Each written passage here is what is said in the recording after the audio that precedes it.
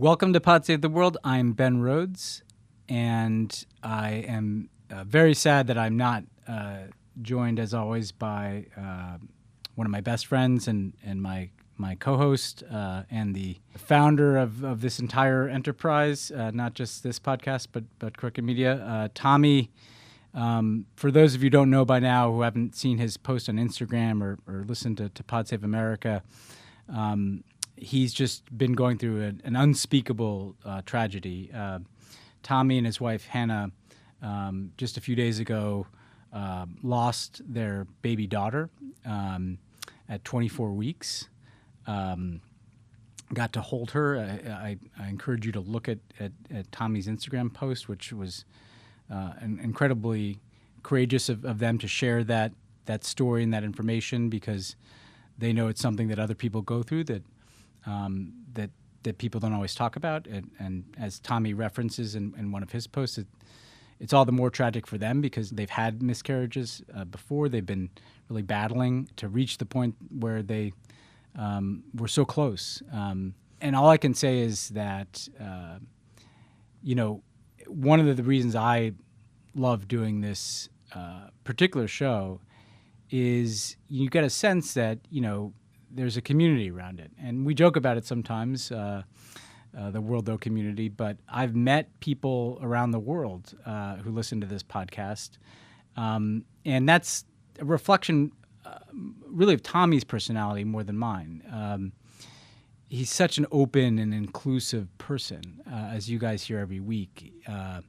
Not just kind of funny, not just entertaining, but genuinely searching, genuinely curious, genuinely interested in the underdog. And I just want to say that I've gotten messages, and I know Tommy's gotten a lot from people who listen to this show, who are worried about him and Hannah, who care about them, who just want to let them know that you're thinking of them. And I want to thank you all on his behalf for those messages. I know they mean a lot to them. It's helped them through this terrible time. It's lifted them up, and I know how much it means to him to do this show. So thank you for that. And I know that Tommy and Hannah also have encouraged people who want to do something. And this is another thing that Tommy's always done, encourage people to do something. There's several organizations that they would point you to if you want to make a relevant donation for people who've dealt with similar issues as they're dealing with now. Baby to Baby, which is a nonprofit here in Los Angeles that helps provide children living in poverty with diapers and clothes and other necessities. The Star Legacy Foundation, which is dedicated to reducing pregnancy loss and neonatal death. And Baby Quest Grants, which is a nonprofit providing fertility grants to those who can't afford costly procedures like IVF and egg freezing. So check out those organizations. We've got them up on social media channels. I think Tommy's going to take a little time away, as he should. We'll have some guest hosts. We'll do some different things in the coming weeks, and look forward to that, and obviously to when Tommy can get back in the chair. Today, we are going to hear from Zhanna Nemtsova. Those of you who read my book After the Fall know that Zhanna was a character in that book. Her father, Boris Nemtsov, was once the deputy prime minister of Russia, a leading opponent, an outspoken critic of Vladimir Putin, who was assassinated in the shadow of the Kremlin. And Zhanna has been an activist and a journalist herself. And so Zhanna can give us a perspective of a Russian and how have Russians looked at Putin, how are Russians looking at the situation in Ukraine today. So today's an opportunity to kind of go deep on this question of who is Putin, what is he thinking, what is this all about? And hopefully from that, we could discern something about where this is going. I'm just going to touch a bit on the context in the news. I will say we'll cover these stories going forward. There's some very positive signals coming out of the administration about the likelihood of potentially reaching an Iran deal 2.0. So we're watching that, but the signals are good thus far, and I think the ball appears to be in the Iranian court. It feels like the U.S. has made a very credible offer, and they're close. So that's good. Boris Johnson doesn't continue to party, but we'll be watching that because the initial report about his partying came out, and it was about as bad as you'd think. So he's currently trying to weather the storm, in part by trying to be as tough a guy as he can on Ukraine. But it may have been one party too many for Boris. The latest on Ukraine, to just set this up, today, Vladimir Putin made his first comments about his standoff over Ukraine in more than a month. Putin's been kind of oddly absent. He was appearing after a meeting with fellow autocrat Viktor Orban. Big surprise there that would be his buddy from Europe that he wants to hang out with these days. Viktor Orban fresh off hanging out with Tucker Carlson, who did a few more shows in Budapest.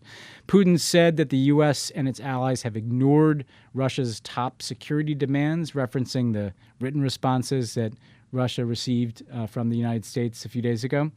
And so fairly negative Putin-esque response, dismissive.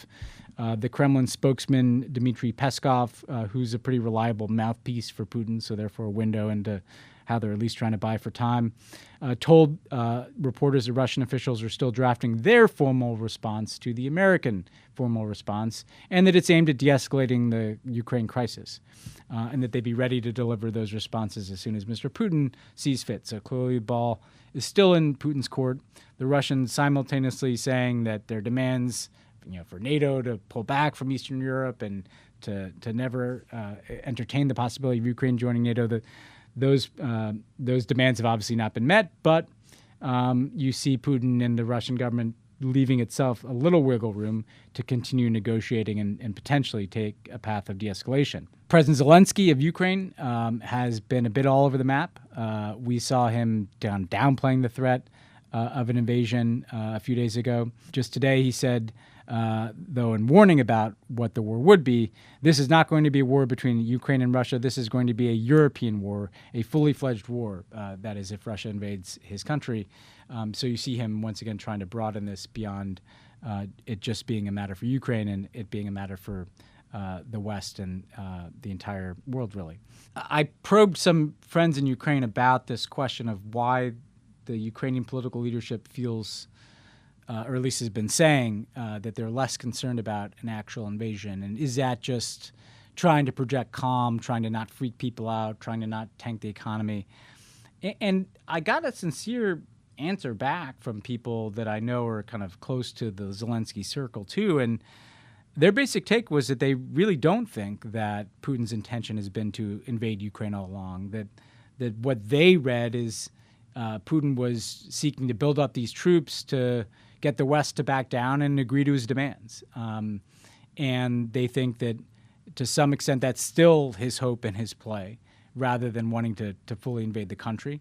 And, that maybe if he does something, it would be the more kind of small-scale invasion or incursion, as President Biden said in that press conference, that kind of bites off another chunk of eastern Ukraine or tries to solidify the status quo where Russia has Crimea and these kind of two breakaway chunks of eastern Ukraine that the Russians have been messing around in, but that they don't go further. In a way, I obviously hope that it's the case that there's not an invasion.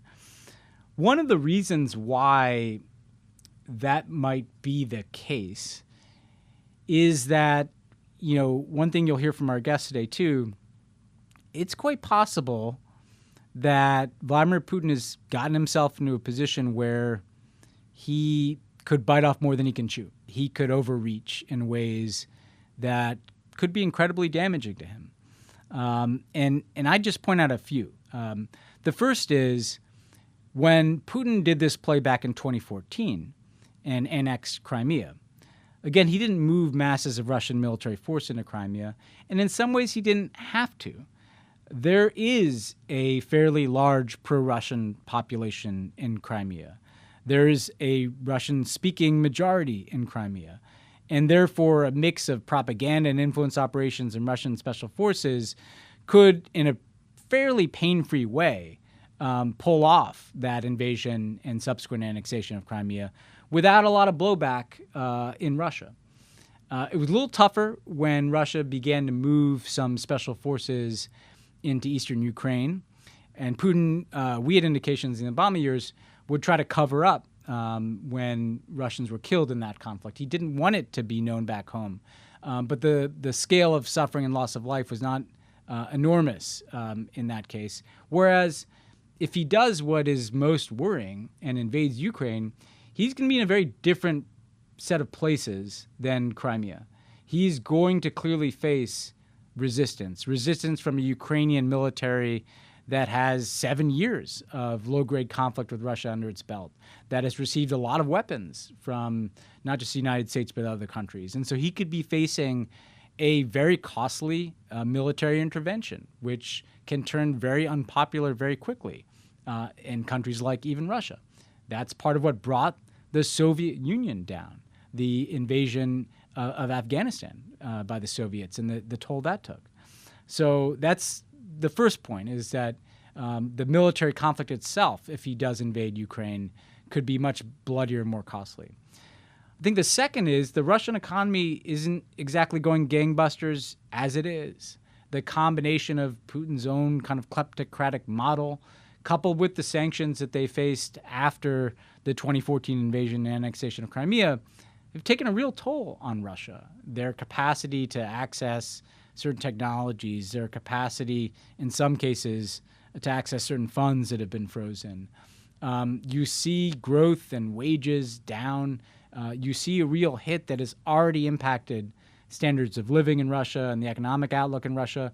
And if the sanctions that have been discussed, if even a portion of the sanctions, frankly, that have been discussed by the Biden administration go into effect, and the Russian banking sector is hit, and suddenly they can't access big chunks of their own money, and suddenly they can't access technologies that keep their economy running, he's going to be in a really difficult circumstance. And as we'll hear today in our interview, part of what's kept him in power is things need to be just good enough for the broad populace that unrest can be kept in check.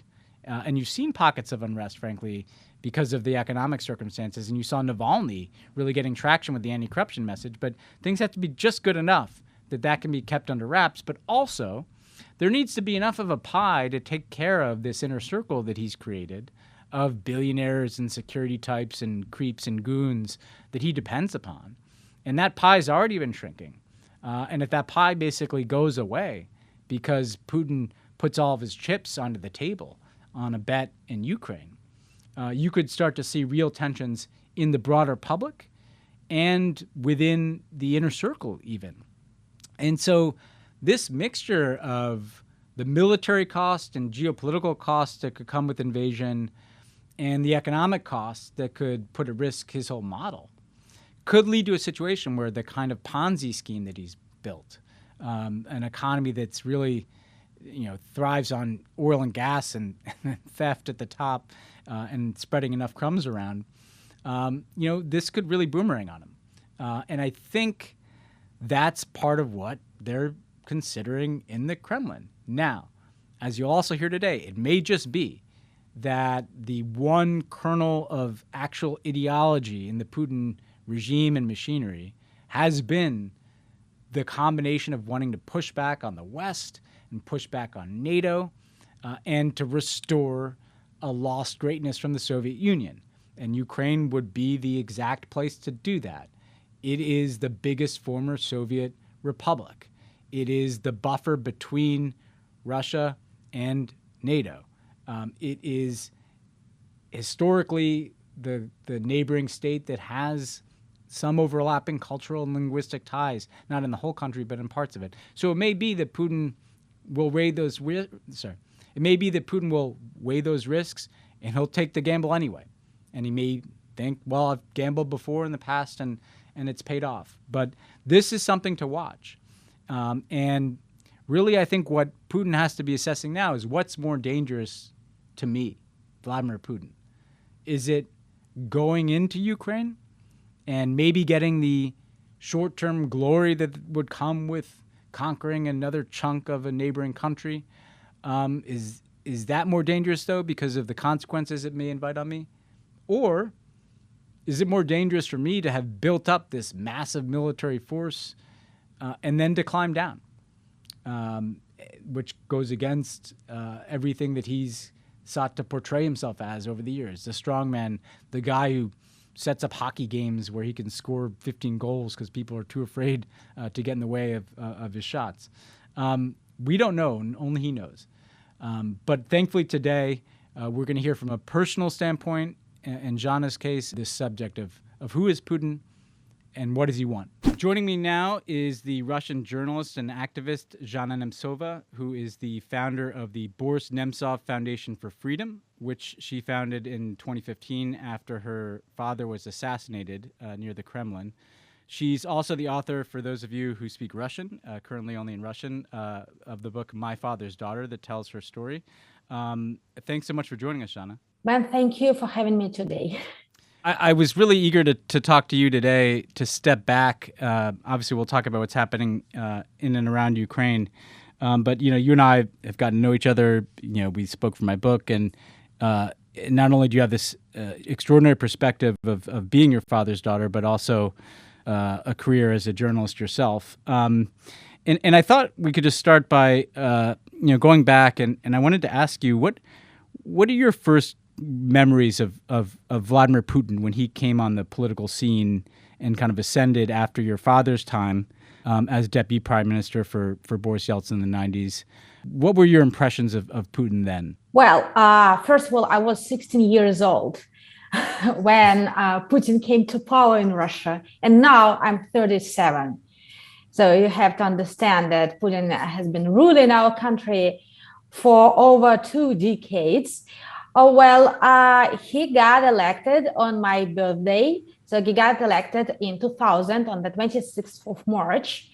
And I basically celebrated my birthday, and I didn't follow politics that closely. I have some vague recollections of Vladimir Putin back then. So the thing is that I totally agree with my father when he said just after Putin's victory, he said well, we do not know whom we've just elected. He's like a cat in a sack. He doesn't have any program. We don't know what he will do in the future. And I think that I had more or less the same impression. So he basically didn't come up with any program, and he was pretty harsh, and he started his political, he started his political career long ago, but he was not known to the general public when he became the prime minister of Russia. And then he started this military operation in Dagestan and then in Chechnya, following the explosions of the apartment buildings in Moscow. So, and he was a hardliner, and that's what I could sense back then. I did not vote because I was also only 16 years old. But when I had the right to vote, I have never, ever voted for Vladimir Putin. Never. Yeah.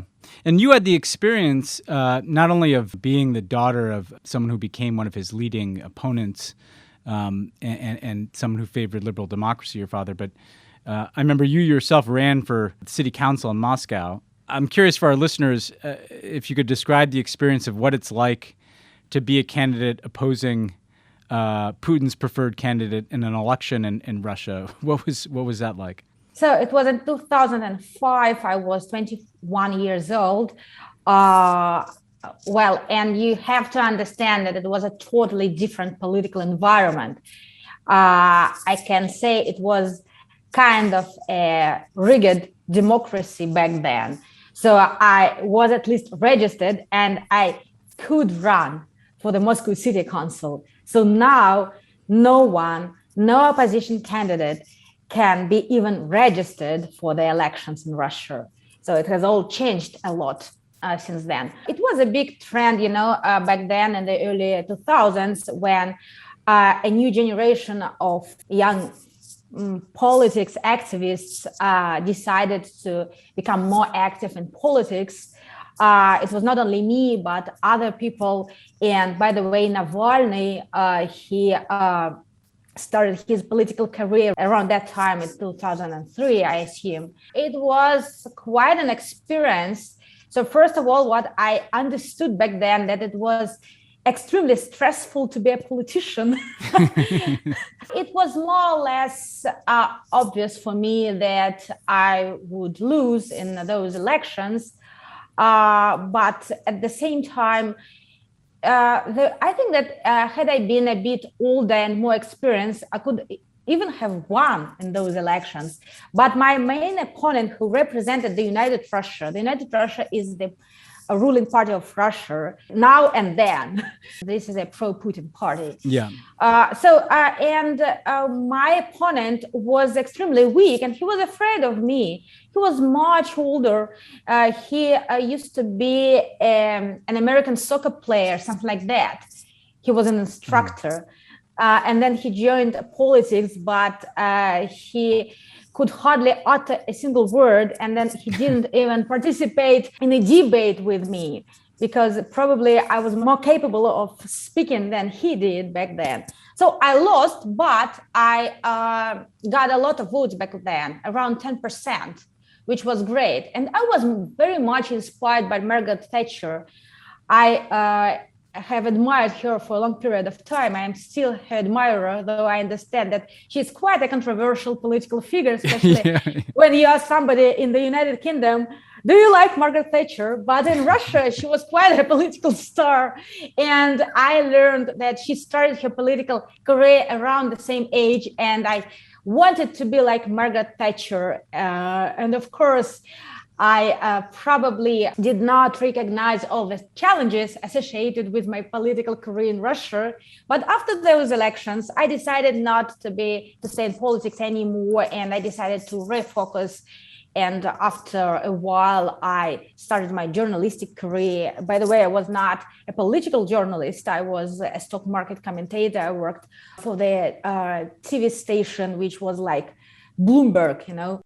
Well, so going ahead to when Putin returns to the presidency in 2012, and then in that time between his return to the presidency and the annexation of Crimea, it seems like, my experience in the White House and then in talking to you, Putin escalated, both his authoritarianism at home and obviously his foreign policy abroad. This is the period of time when your father starts to get detained more frequently in Russia, the time when he's much more aggressive in supporting Bashar al-Assad in Syria.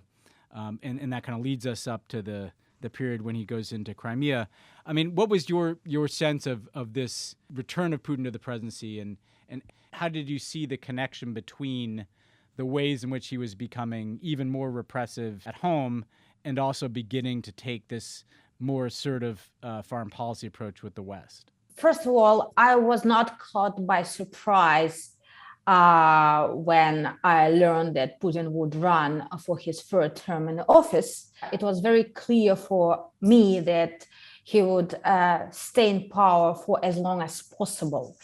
And I didn't have any illusions, like many others. Many others had illusions, probably also in the White House or elsewhere. You had a lot of hopes that President Medvedev could change the course and could be a more democratic leader, which did not happen in reality. So it was pretty much clear that it was not a real transit of power, because when Medvedev was president of Russia, Putin was the prime minister.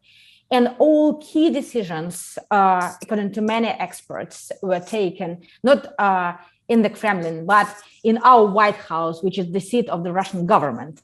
But what touched me really strongly was, of course, the annexation of Crimea.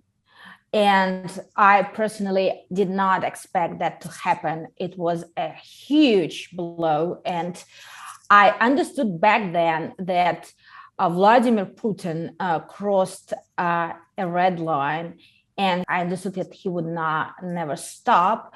And that was the point when I asked my father for a meeting, and I wanted, though, I was not an experienced politician, but I wanted to warn him about extreme risks he would be facing in the future.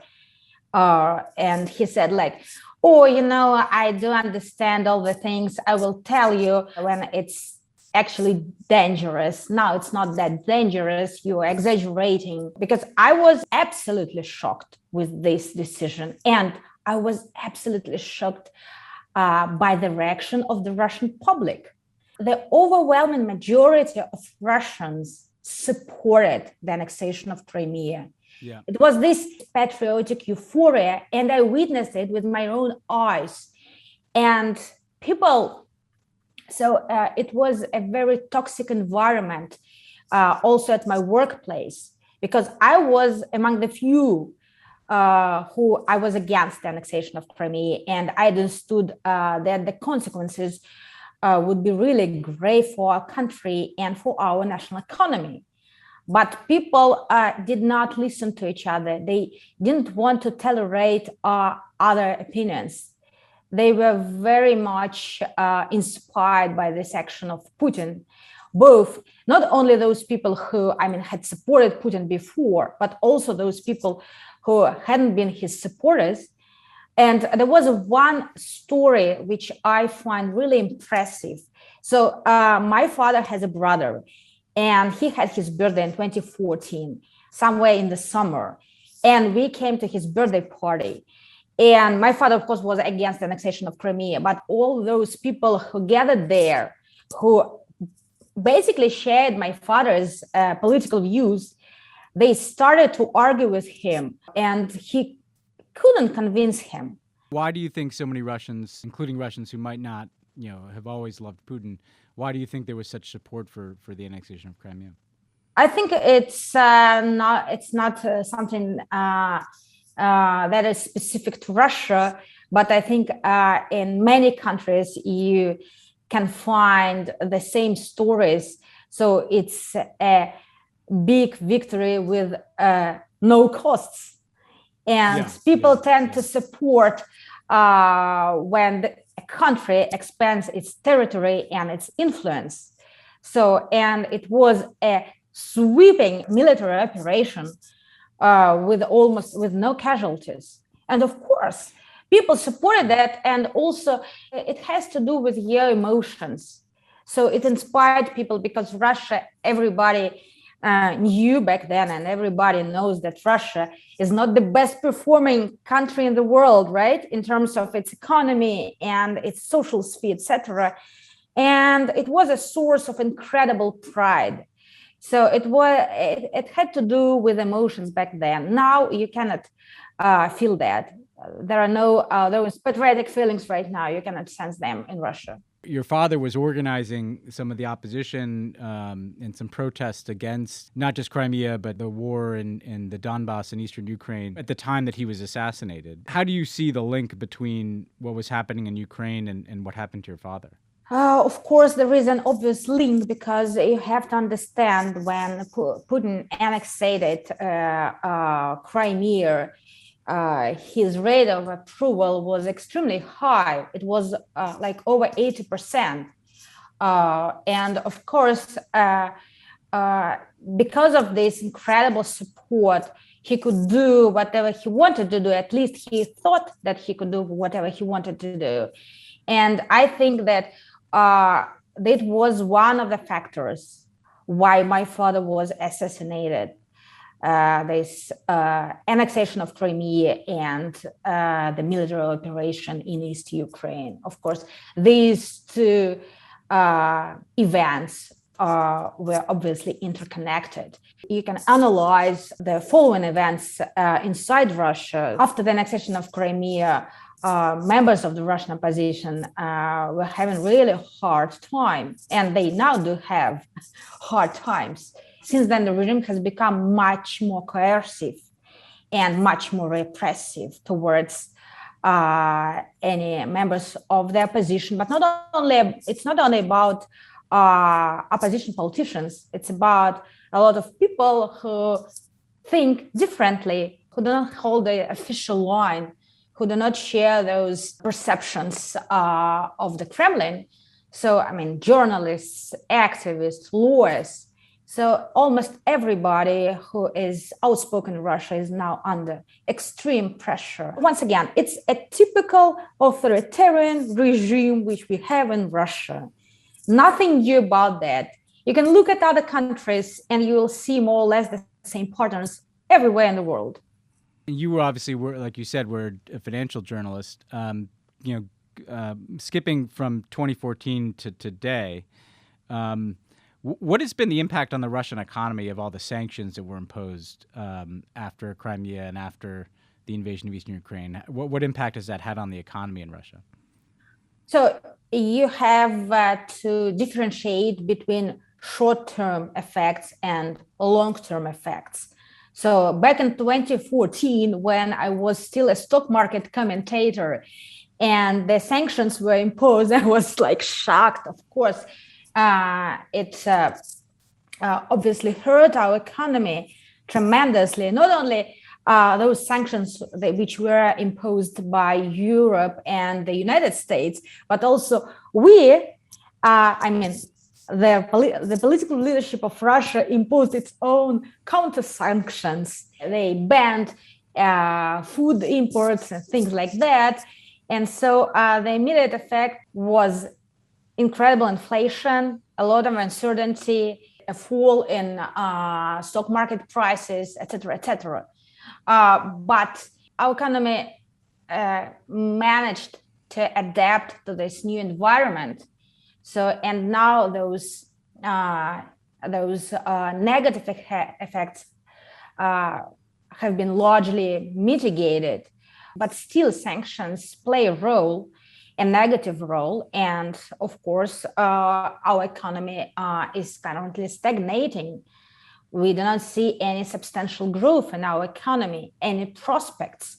And that's a big problem. And I think those sanctions, of course, contribute that we lag behind other countries in terms of technological development. So looking at things today, the big question, there's over 120,000 Russian troops now encircling Ukraine from Russia and Belarus. What do you think Putin is doing, and why do you think he's doing it? Oh, I cannot read Putin's mind. I think nobody, even President Biden, can do that. So there are a handful of theories, and I spent like a couple of days reading all those different theories about Putin and what is on his mind, but nobody knows, because prediction is a fraud business. At the same time, so the situation is very difficult for Vladimir Putin right now, because he has to decide what to do next, either to start a full-scale military operation, it might be a land operation in Ukraine, or to withdraw. I think that the latter is least probable. So there are different scenarios. There are those people who think that a full-scale war is inevitable at this stage, and those who still think that there might be another solution, a non-military solution. I think that it's quite an exotic scenario that I would like to put forward right now, but probably what Vladimir Putin might do, he might take full control over Belarus, for example. They will have joint military exercises in Belarus during the Olympic Games in Beijing. For now, the stakes are so high. So I think that it's not likely that he's going to withdraw or he is going to find a peaceful solution to this problem. Anyway, it's gonna be something bad, but we don't know what is on his mind exactly, and so nobody knows. But I want to say one important thing, that I know that the whole world is preoccupied, especially political leaders are preoccupied with what's going on between Russia and Ukraine. In Russia, people, the general public, they are not interested in all foreign affairs at all. And at the same time, what they think, according to the most recent polls, Russians think that the USA is the country to blame for this escalation. They think that the US is forcing Russia into a war. Is that because of the Russian media? Yes, absolutely. People just do not want to dig deeper into this matter to find out what is right and what is wrong. And in this case, because there is no interest in foreign affairs and in particular in Ukraine, people are tired of this topic. And of course, they tend to believe to what the Russian propaganda is saying. If he were to move into Ukraine with a military operation, do you think that the support among the Russian people would be the same as it was in Crimea, particularly if it ends up being a more costly war because the Ukrainians fight back? I mean, how would you anticipate the Russian reaction to a more difficult conflict and more sanctions and all the consequences that could come from a war in Ukraine? The rate of approval of Putin right now is stable. He has not profited from the current escalation inside the country at all, from the political point of view. Many Russians are afraid. They have a lot of fears of a full-scale war, but they think that Russia can hardly avoid it. So they tend to reconcile with the fact that Russia will be at war with Ukraine. But they do not think that it is a war with Ukraine. They think that it's a proxy war between Russia and the United States of America in Ukraine. Yeah. And Ukraine is regarded as a marionette in this situation. Well, I think that this war we are talking right now, this probable war, I hope we can still avoid that scenario, but this probable war won't be widely supported in Russia because it involves a lot of costs, a lot of economic costs, a lot of social costs, and there are a lot of variables which are still unknown. So it's not like a sweeping military operation like it was in Crimea. It won't be that way. And even the Russian political leadership cannot predict some of the factors. And that's why probably they're reluctant to launch a land operation in Ukraine. And also you have to understand one thing.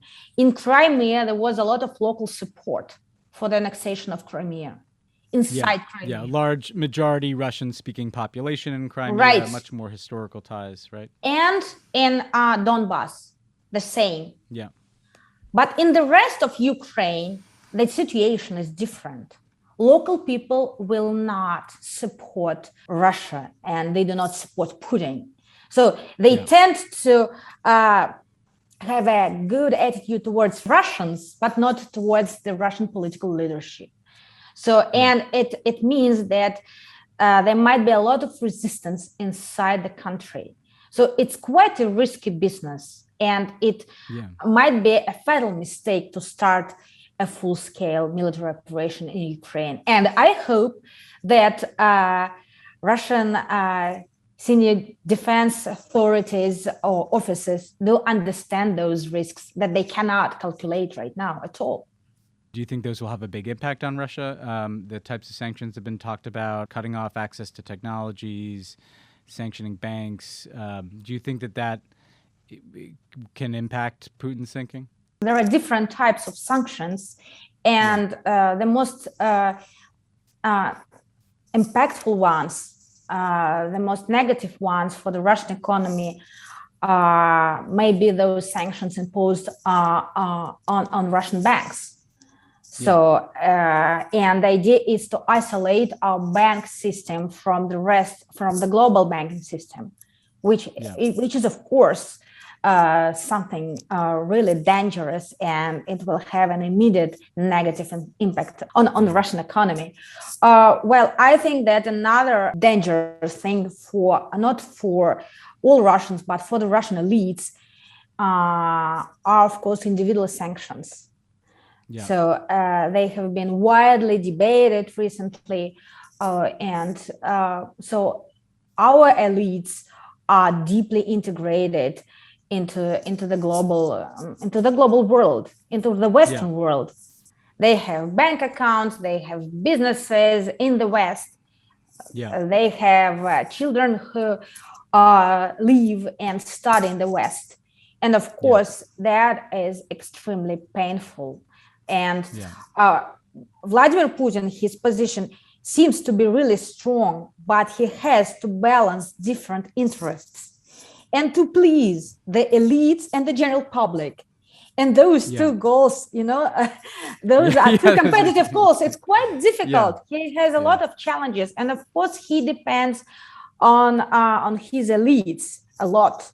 And he doesn't want to do something that can profoundly hurt his elites. What do you think your father would say if he was here today and watching all this?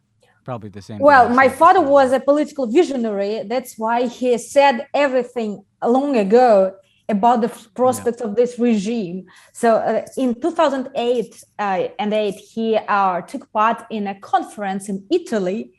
And there is still a video, you can find it on YouTube, unfortunately only in Russian, but he predicted, he was good at predictions, by the way, and he predicted that the current political line chosen by Vladimir Putin would lead exactly to those consequences which we are witnessing right now. Isolation, bad relationships with our neighbors, bad relationships with the West, stagnation in economy. So I think that he understood very early what the consequences would be for Russia. And he also understood that it would be a long fight for any change to happen in Russia. He used to say, that it is not a sprint we're involved in, it's a marathon, and we have to live long in Russia to see any change. So I think within a decade, we can see something happening. I'm not very optimistic, I'm sorry. Well, in any case, stay safe and stay well, and thanks so much for talking with us today. Thank you. Thank you for going on this deep dive into the past and present of Vladimir Putin with us. Again, want to express on behalf of this entire community of people who work on this podcast and listen to this podcast and have been guests on this podcast. I've heard from a lot of people who have been guests how much we're thinking of Tommy and Hannah right now. And again, you can look to those organizations if you want to make a donation in support of a cause that I know would mean a lot to Tommy and Hannah. But with that, we will see you guys, or I will see you guys certainly next week. I'm sure we'll have more to unpack, and thanks for listening.